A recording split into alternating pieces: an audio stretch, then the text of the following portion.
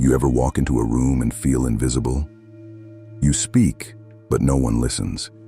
You try to stand tall, but something in you feels off, weak, drained, unseen. Now imagine the opposite. You walk in, and the energy shifts. People glance your way before you say a word. Your voice hits differently, deeper, grounded, commanding. Men respect you, women notice you, not because you're louder, but because your energy speaks first. That's not luck, that's biology. It's what happens when you stop leaking your power, when you hold the very force that fuels your body, your focus, and your presence. Most men give it away daily, scrolling, releasing, numbing. They walk through life half-charged, wondering why no one sees them. But the few who learn to control it, they carry something ancient, something primal, and everyone can feel it. This isn't about magic, it's about science. And by the end of this video, you'll understand exactly why semen retention gives you an unfair social advantage. You've heard people say, retention gives you power, but what does that actually mean? Let's strip away the mystery and look at the biology that modern men have forgotten.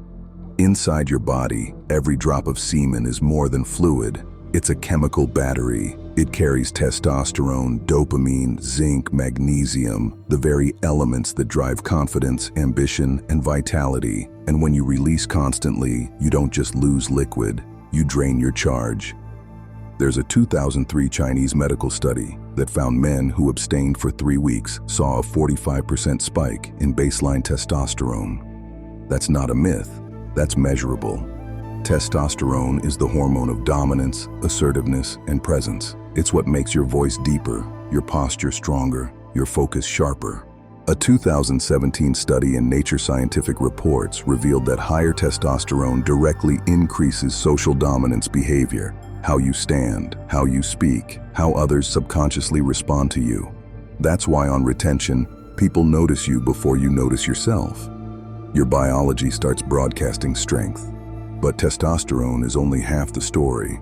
The real shift happens in your dopamine system. When you binge on screens and instant pleasure, you flood your brain with dopamine spikes. Your receptors become numb. It's like yelling into deaf ears. You can't feel motivated, focused, or alive without constant stimulation. Retention is the reset. It allows your brain to restore its sensitivity, to actually feel reward again. After 30 to 90 days, those receptors repair themselves. Suddenly, simple things hit deeper. Sunlight, conversation, your work, your purpose. You start to feel again. Your brain isn't broken, it's hijacked, and retention is how you take it back. That's why this isn't superstition, it's self-reclamation. When you stop releasing every time your mind wants comfort, you teach your body to hold its fire, and the world around you begins to respond to that fire instinctively. When you stay on retention long enough, the changes become impossible to ignore. It's not theory anymore, it's energy. You start noticing it in every interaction, and so does everyone else. Scenario 1, group conversations. You're standing with friends or co-workers. Before, you'd overthink every word, worry if people even heard you. Now, you speak, and they listen.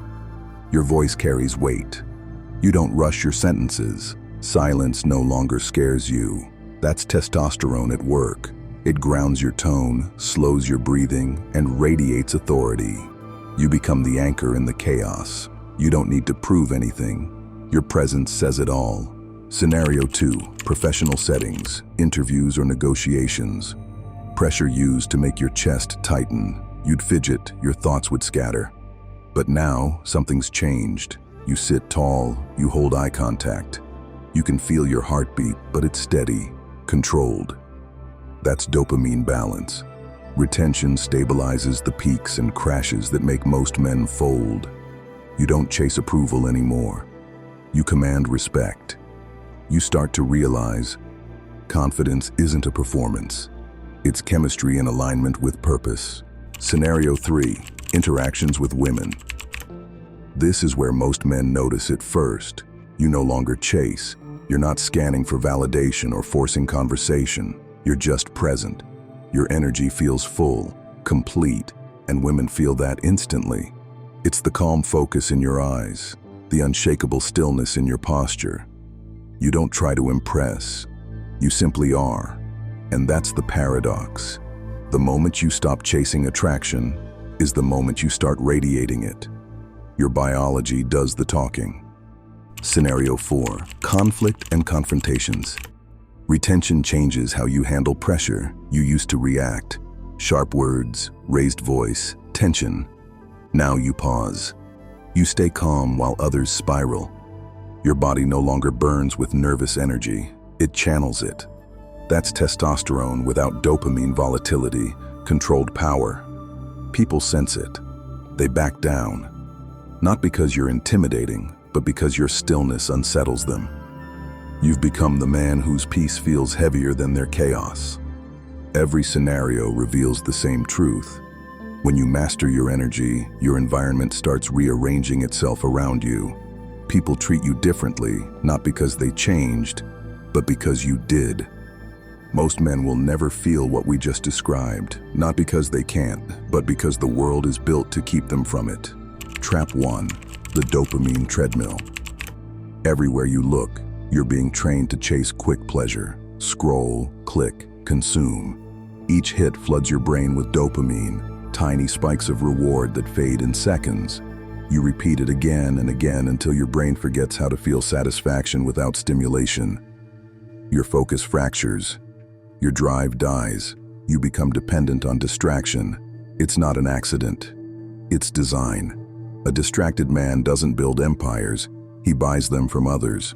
Trap 2, social programming. They told you that sexual freedom was progress, that constant release is healthy, that desire without discipline is liberation. But look around. Are men stronger, sharper, happier, or more anxious, addicted, and hollow than ever before? This isn't freedom, it's invisible slavery. When your biology is hijacked, your willpower is gone before the battle even begins. A man addicted to pleasure is easy to control because he'll trade anything for another hit. Trap 3, the first 30 days. Here's the cruel twist. The moment you try to break free, your brain fights back. The first month feels like withdrawal, flatline, brain fog, irritability, loneliness. Your mind whispers, "See? You were happier before." But that voice isn't truth. It's dependency dying. Most men quit right here, mistaking healing for failure. They don't realize their system is recalibrating, detoxing from years of overstimulation. If they just held the line a few more weeks, they'd taste power again. They tell you this is healthy. It's not. It's profitable. Every relapse fuels someone else's business model. The clicks, the ads, the endless consumption. You are the product. But once you understand the game, you can step out of it. You stop being the consumer and become the creator.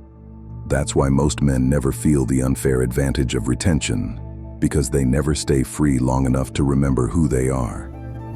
Now that you understand the science and the traps, it's time to talk about the mission, because semen retention isn't something you try, it's something you train for. You need a framework, a battle plan that carries you through every phase of this war. Think of it as a 90-day campaign to reclaim your power. Days 1 to 14, the withdrawal phase. This is where most men fall. You'll feel the cravings hit like waves. Your brain will scream for release. Sleep gets messy, focus slips. You'll feel restless, irritable, empty. That's not weakness, that's detox. Your body is recalibrating after years of overstimulation. Expect the pain, welcome it. It means your system is coming back online. Anchor yourself daily. Cold showers, breath work, journaling, workouts. Each routine is a shield against chaos. Days 15 to 30, the rebuilding phase. The fog begins to clear. Your energy returns, but unevenly. Some days electric, some days drained. Don't chase the highs. Stay steady.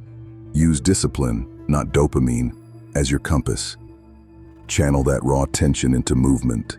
Lift, create, build, train. Every rep, Every line you write, every task completed, a signal to your brain that you've chosen growth over comfort. Days 31 to 60, the transformation phase. This is where the shift becomes visible. Your eyes sharpen, your posture straightens. People start treating you differently. They can feel it before they can explain it. You're broadcasting stability in a world addicted to chaos. But here's the test. Ego will creep in. You'll start to think, I've made it. Don't fall for that. The moment you think you're done, you slide back down. Stay humble. Stay hungry. Days 61 to 90, the ascension phase. Now your energy feels different. Not explosive, but controlled. You don't chase power anymore. You hold it. Your voice deepens. Your focus locks in. You begin to realize retention was never about semen. It was about self-command. At this stage, temptation becomes data, a test, not a threat. You start to see urges for what they are. Energy asking to be redirected. So you channel it into your craft, your body, your purpose. Every time you do, the world responds in ways that feel supernatural because they are biological truth in alignment. This isn't about streaks or perfection. It's about momentum.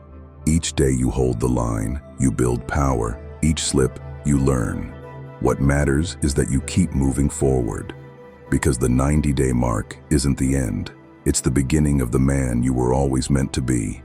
You faced the darkness. You fought your own mind. You felt the pull of weakness and still chosen strength. You've seen what happens when you stop numbing yourself, when you feel everything and keep moving anyway. Now you hold something most men will never touch. Power.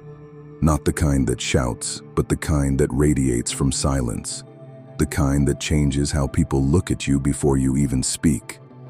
The question now is, what will you do with it? Most men who find this energy waste it. They fall back into comfort. They forget how empty the old life felt. But not you. You've seen too much truth to go back. You know what's waiting on the other side of relapse. Fog, regret, emptiness. And you know what's waiting on the other side of discipline, clarity, confidence, power. The difference between the two isn't luck, it's choice. Every day you choose who wins, the man or the impulse. And every time you choose strength, you rise a little higher, because this isn't about abstaining, it's about becoming. Becoming the kind of man whose energy builds worlds, whose focus creates freedom, whose discipline commands respect without ever needing to demand it. That's the man who lives inside you, the one this world desperately needs. And every time you hold the line, every time you stay sharp when others crumble, you awaken him. You've made it this far, and that already sets you apart from 99% of men. You've faced the truth, the urges, and the darkness, and you're still here. That means the warrior inside you is awake. If you've watched until now, I want to know who's real. Drop a sword in the comments so I know how many warriors made it to the end. And if this message hit something inside you, don't just scroll away, subscribe, join the brotherhood, and keep walking this path with us. Every week we rise higher, stronger, sharper, together, because this is only the beginning. The next evolution of you starts here. Stay strong, stay sharp, unleash your warrior.